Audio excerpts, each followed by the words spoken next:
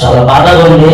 ఎందుకంటే కాటని గౌతమ్ గారు పెద్దల మనిషి. ఎందుకంటే సర్వేపల్లిలో ఎంతమంది కష్టాలు ఉంటే ఆ కష్టం తీర్చేదాకా ఆయన వెళ్ళిపోయి నాయకుడు గారు.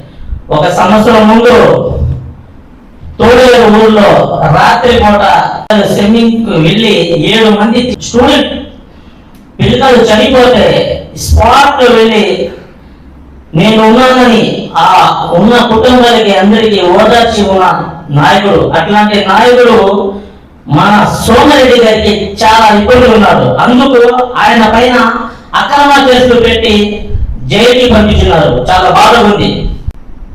సోమిరెడ్డి గారి చరిత్ర ఏంటంటే బేవాసి చరిత్ర.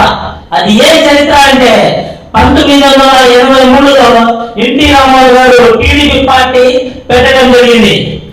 ఫస్ట్ సారి ఎన్టీ రామారావు గారు సీఎం అయ్యారు.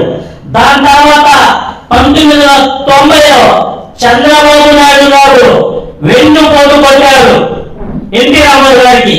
నెల్లూరు జిల్లా నుంచి తెలుగుదేశం పార్టీ కార్యకర్తలకి సోమిరెడ్డి గారు వెన్నుపోటు కొట్టారు. ఎందుకంటే ఫస్ట్ నెల్లూరు జిల్లా నుంచి ఫస్ట్ చంద్రబాబు దగ్గర వెళ్ళి నేను ఉన్నానని సోమిరెడ్డి గారికి వెళ్ళి ఆయన కలిశాడు. ఎందుకంటే మన ఎన్టీ రామారావు గారికి వెన్నుపోటు కొట్టారు ఆయన.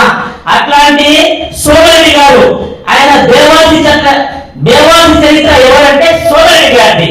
ఇప్పుడు నిన్న చూస్తే కలెక్టర్ గారికి వెళ్ళి మేము మైనార్టీలు అందరూ వెళ్ళి ఆయన కలిసి ఒక వినత పత్రిక ఇస్తే మనం మీద కేసు పెట్టడం జరిగింది. సోమిరెడ్డి గారు అనుకుంటున్నారేమో కేసు పెడితే భయపడిపోతారని. సోమిరెడ్డి గారు ఇది తెలుగుదేశం పార్టీ కాదు, వైఎస్ జగన్మోహన్ రెడ్డి గారి పార్టీ. ఇది పిల్లలతో సహా కార్యకర్తలు సహా నాయకులతో సహా మహిళలతో సహా ఎవరు భయపడే వాళ్ళు కాదు. ఉండేది అందరూ కేసులు జైలుకి పోవడం